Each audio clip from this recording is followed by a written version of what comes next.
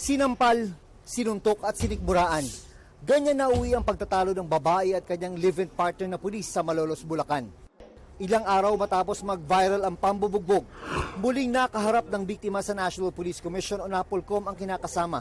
Abot-abot ang paghingi nito ng tawad. Ako po humihingi ng pasensya sa lahat ng na-open ng nangyari sa aming mag-partner po. Ano din po sa aking bahay, malalampasan naman natin to. Sabi ng pulis, may mga pinagdadaanan lang sila kaya niya napagbuhatan ng kamay ang ka-live-in. Marami pong iniisip, hindi ko na rin po nakilala yung sarili ko sa nangyari.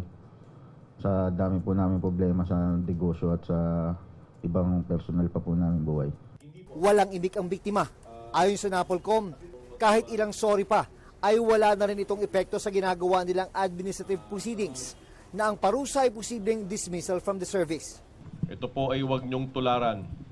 Kung sino man pong pulis ang nanonood nito, huwag niyo pong tularan itong pulis na to. Ito pong taong to ay halimbawa na isang bugok na pulis.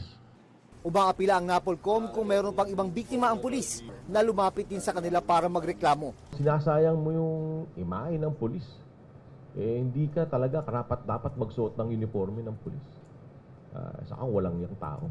Nasa restrictive custody pa rin ng PNP ang suspect na pulis na may kinakaharap ding reklamong kriminal. Anumang gawain na hindi po naayon sa batas ay kailangan managot. Kami po ay hindi nagpapaalala na laging rumispeto sa karapatang pantao, especially sa mga kababaihan.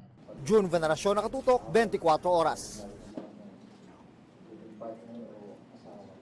Pero sa kabila nun, ano bang epekto nito sa